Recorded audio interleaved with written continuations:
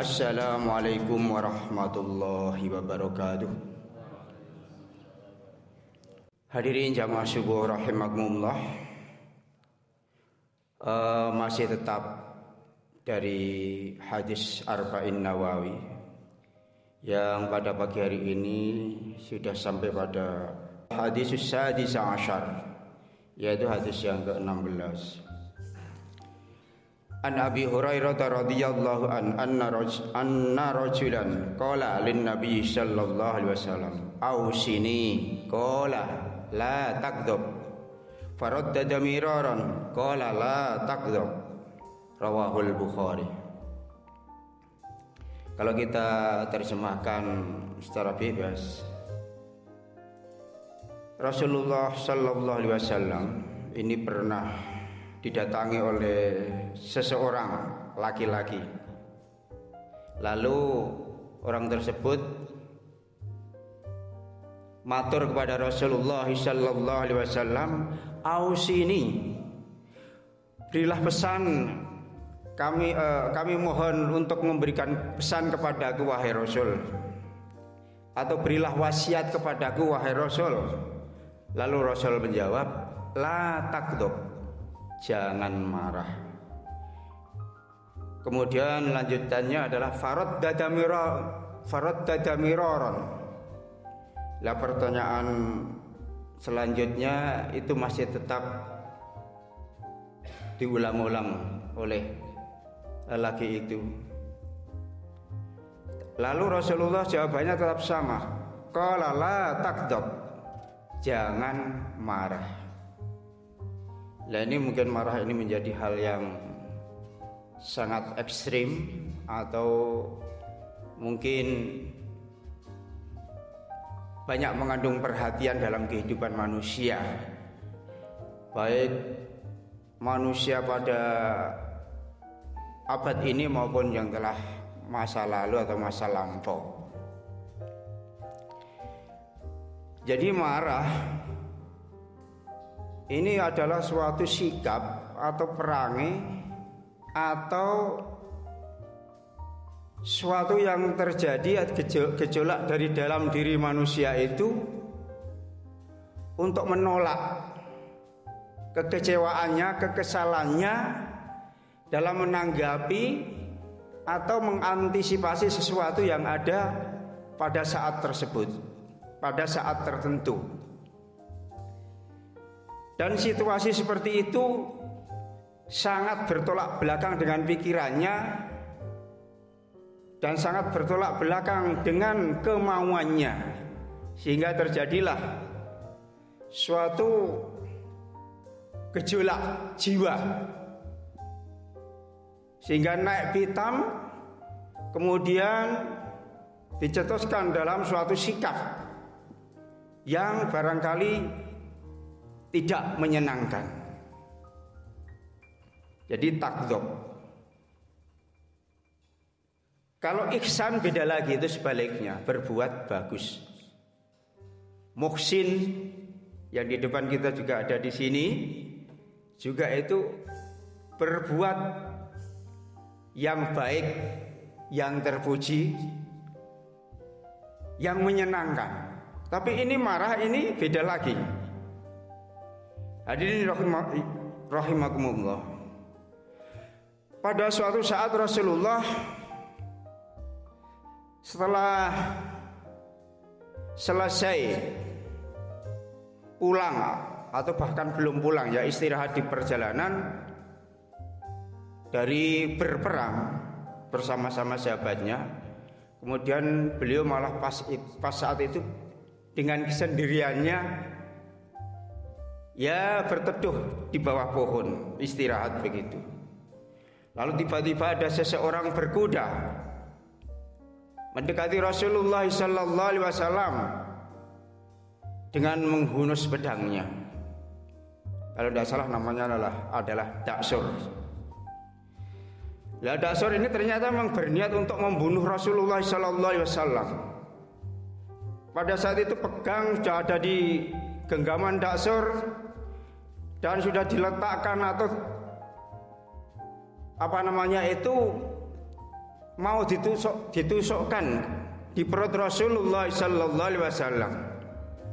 Tapi sebelum ditusukkan begitu, Daksur mengatakan, "Wahai Rasul, siapa yang akan melindungimu wahai Rasulullah?" kata Daksur. Rasulullah menjawab, "Allah." Dengan jawaban seperti itu, Daksur menggigil. Tangannya gemetaran, lalu pedang itu jatuh. Lalu pedang itu diambil oleh Rasulullah sallallahu alaihi wasallam. Kemudian dengan lemasnya Daksur, Rasulullah sudah mengangkat pedang Daksur. Apa yang terjadi hadirin yang berbahagia rahimakumullah? Justru yang terjadi adalah sikap berbalik 180 derajat. Rasulullah mengatakan, "Sekarang wahai Daksur, siapa yang melindungi kamu?" Daksur menggelengkan kepala. "Tidak ada ya Rasulullah." Kemudian selanjutnya adalah dengan sikap yang santun, sikap yang manis, Rasulullah memaafkan perilaku Daksur. Itulah hadirin yang berbahagia rahimakumullah. Daksur dalam kondisi marah, kemudian Rasulullah dalam kondisi sebaliknya. Maka akhirnya tidak terjadi apa-apa, semuanya selamat kedua orang tersebut. Dalam kondisi seperti ini bisa kita kita ambil contoh. Kalau kita waktu muda atau waktu kecil melihat ada mangga tetangga, buah mangga di pohon mangga yang nampaknya sudah hampir matang, lalu kita lempari batu. Maka yang terjadi adalah kita melempar batu berkali-kali sampai mungkin dahan dan ranting itu babak belur kena lemparan batu. Tapi apa yang terjadi hadirin yang berbahagia? Maka pohon mangga itu bukan memberikan dahan dan rantingnya, tapi pohon mangga itu telah memberikan yang terbaik, yaitu buah mangga yang manis. Jadi disakiti bagaimanapun, tapi tetap dibalas dengan manisnya, dengan senangnya. Inilah hadirin yang berbahagia rahimakumullah. Bahkan dalam masalah ini Rasulullah pernah bersabda, "Bukankah orang yang kuat itu adalah orang yang menang dalam bergulat? Tetapi sesungguhnya orang yang kuat itu adalah orang yang dapat menahan amarahnya." Rawahul Bukhari wa Muslim an Abi Hurairah. Inilah hadirin yang berbahagia rahimakumullah. Di sini juga disebutkan di dalam Quran surat Ali Imran ayat 134. A'udzu billahi minasyaitonir rajim. Bismillahirrahmanirrahim. Alladzina yunfikuna fis sarra'i wadh-dharra'i wal kadhiminal ghaidha wal 'afina 'anil nas wallahu yuhibbul muhsinin. Di sini yang kita ambil adalah wal kadhiminal ghaidha, adalah orang yang bisa menahan marah, menahan amarahnya. Jadi ini termasuk golongan. Jadi wasari'u ila maghfiratin mir rabbikum wa jannatin ardhuha samawati wal ard uiddat lil muttaqin. Jadi ternyata orang yang bisa menahan amarahnya itu tidak lain adalah orang-orang yang muttaqin, orang-orang yang takwa kepada Allah Subhanahu wa taala. Jadi begitu hebatnya, begitu indahnya kehidupan ini. Memang dalam kehidupan manusia Allah ini memberikan lengkap dalam hidup ini. Akal yang sehat, kemudian hati nurani.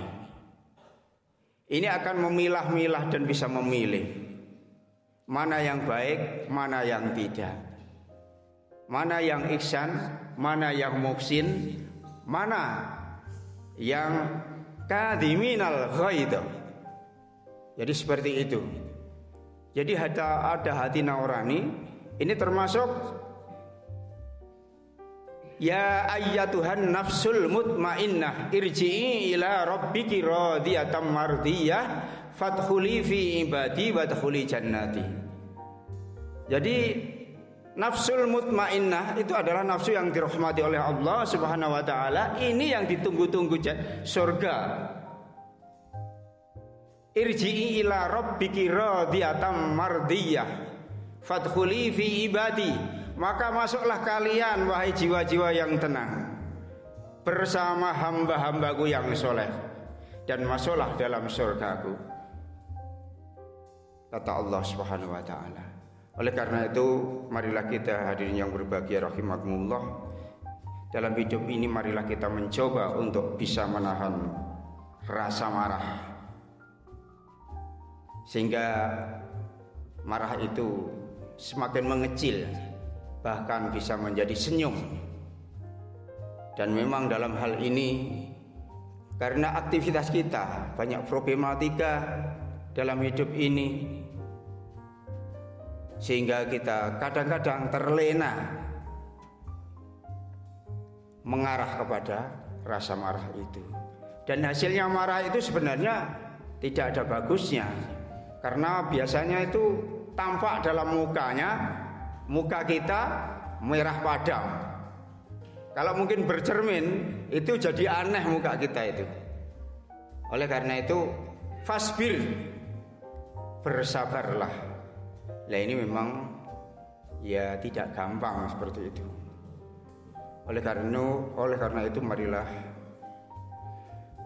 hadirin yang berbahagia, sekali lagi kita tahan rasa marah kita. Ketika ada hal, kita harus berlapang dada dan suka memaafkan, terutama dalam keluarga kita sendiri, lebih-lebih dengan tetangga dekat kita.